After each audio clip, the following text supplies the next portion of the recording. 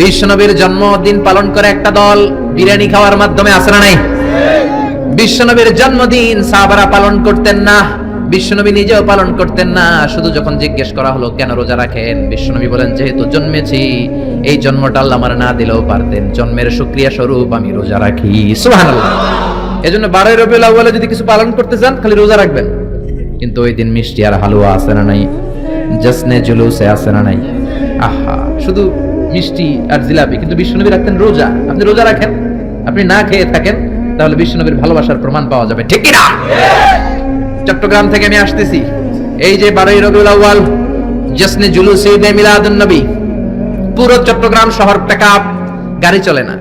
এদের যোহর নামাজ কই, এদের আসরের নামাজ কই, এদের ইবাদত কই? কিচ্ছু নাই, শুধু আছে মিছিল আর জিলাপি। আছে না নাই? আছে না নাই? আছে না নাই? এজন্য এই নবী এমন নবী যে নবীরে বাদ দিলে সিয়াম বোঝা যায় না, এই নবীরে বাদ দিলে হজ বোঝা যায় না। কারণ বিশ্বনবী আমাদেরকে হজ করে শিখিয়েছেন। বিশ্বনবী জীবনে হজ করেছে একটা, উমরা করেছে 4টা। বিশ্বনবী যদি হজ করে না দেখাইতো, আমরা হাজির হতে পারতাম? জোরে বলেন পারতাম? এজন্য এই নবীরে বাদ দিলে কিচ্ছু বোঝা যায় না, নবীরে বাদ দিলে কোরআন বোঝা যায় না। এই জন্য এই নবীর ভালোবাসা আমাদের অন্তরে আছে না নাই? সূরা ফাতিহার 29 নম্বর আয়াতে আল্লাহ বললেন, মুহাম্মাদুর রাসূলুল্লাহি ওয়াল্লাযীনা মাআহু আশিদ্দাউ আলাল কুফফারি রুহামাউ বাইনাহুম। মুহাম্মাদুর রাসূলুল্লাহ, মুহাম্মদ আল্লাহর রাসূল। এটা কার কথা? বিশ্বনবী যে আল্লাহর রাসূল, এতে কোনো সন্দেহ আছে?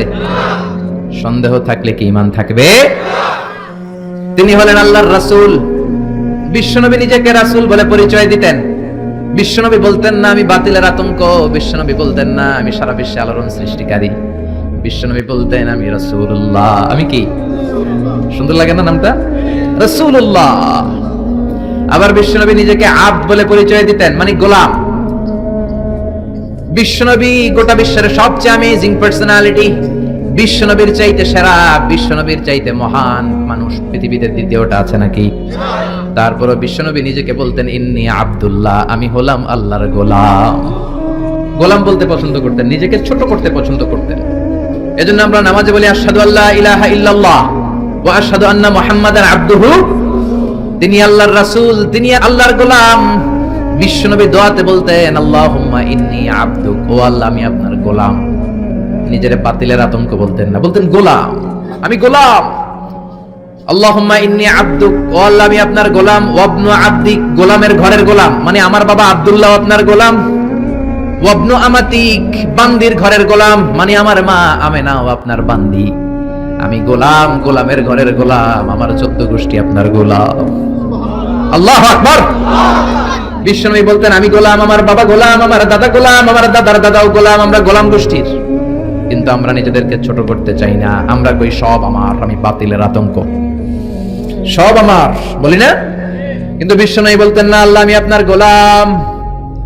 আর বলতেন আল্লাহ আমারে আপনি ছোট বানান, আমার চোখে বড় বানান, মানুষের চোখে। সুবহানাল্লাহ। আল্লাহুম্মা জাআলনি শাকুরা ওয়া জাআলনি সাবুরা ওয়া জাআলনি ফি আইনি সাগীরা ওয়া ফি আয়ুনিন নাসি কাবীরা। ও আল্লাহ আপনি আমারে শুকরগুজার বানান, ধৈর্য ধারণকারী বানান, আমার চোখে আপনি আমারে ছোট বানান, মানুষের চোখে আপনি আমারে বড় বানান। সুবহানাল্লাহ। বাড়িতে যাই বলেন সুবহানাল্লাহ। সুবহানাল্লাহ আওয়াজ করে বলতে কি কষ্ট হচ্ছে? পড়েন সুবহানাল্লাহ। নিজেকে ছোট করতেন। কেমন নবী তিনি, কেমন রাসূল, শুধু রাসূল নন, রাসূলদেরও রাসূল। আল্লাহু আকবার।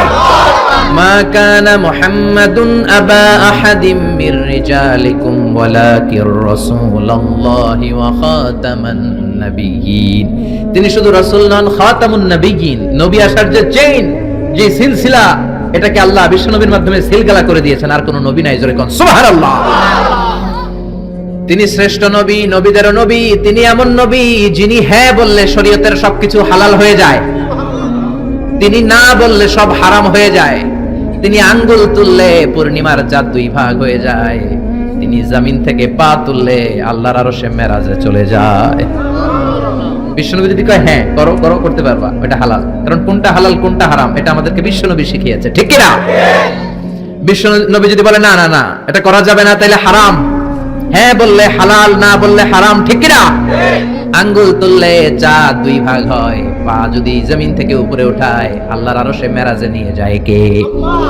এজন্য এই নবীরে ভালোবাসতে হবে জীবনের চাইতেও বেশি, এই নবীকে ভালোবাসতে হবে বিবির চাইতেও বেশি, এই নবীরে ভালোবাসতে হবে দলের চাইতেও বেশি, এই নবীরে ভালোবাসতে হবে নেত্রীর চাইতেও বেশি, ঠিক কিনা?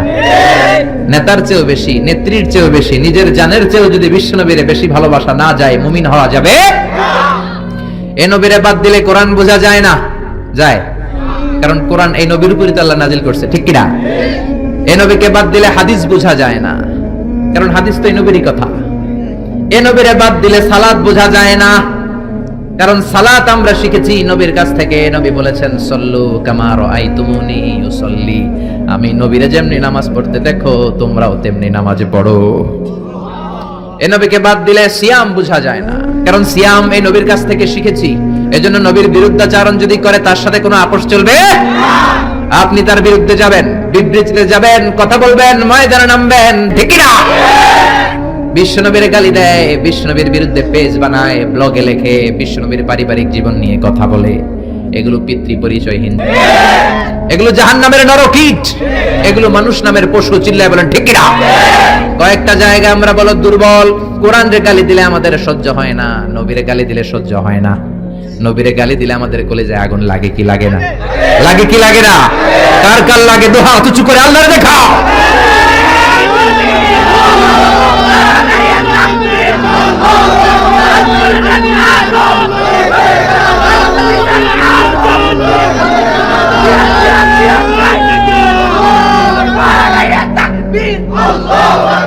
আল্লাহ আমাদের স্লোগানকে কবুল করো। নবীর জন্য যে ভালোবাসা, এই ভালোবাসার কারণে নবীর শাফায়াত আমাদের নসিব করে, পড়ে না আমিন? এজন্য এই নবী এমন নবী যারা বাদ দিলে কোরআন বোঝা যায় না, হাদিস বোঝা যায় না, নামাজ বোঝা যায় না, রোজা বোঝা যায় না। জোরে বলেন ঠিক কিনা? আমাদের নবী এমন নবী যেই নবীর আগমন বার্তা দেওয়ার জন্য আল্লাহ আরেকজন নবীকে দুনিয়ায় পাঠিয়েছে। ঈসা আলাইহিস সালামকে আল্লাহ শুধু পাঠাইছে যে তুমি দুনিয়াতে যায় বলো সর্বশ্রেষ্ঠ একজন নবী আসতেছে। জোরে করে আল্লাহু আকবার। বিশ্ব নবীর আগমনের জন্য একজন নবী পাঠান আল্লাহ, এমন নবী যেই নবীর সুসংবাদ দিতে আরেকজন নবী দুনিয়ায় আসে। আল্লাহু আকবার। আমার নবী এমন নবী যিনি তার জীবনে কোন জিনিস বাস্তবায়িত না করে সাহাবীদেরকে ওই কাজ কোনোদিন করতে বলেন নাই, আগে নিজের জীবনে করেছেন, তারপরে অন্যদের বলেছেন। সুবহানাল্লাহ। এক সাহাবী বলল, নবী আমার ছেলে মিষ্টি খায়, বেশি মিষ্টি খায়, এত মিষ্টি কিনে দেওয়ার টাকা আমার নাই, আপনি ছেলের নসিহত করেন। বিশ্বনবী বললেন, বাবু তুমি কি বেশি মিষ্টি খাও? ছেলেটি বলল, জি নবী খাই।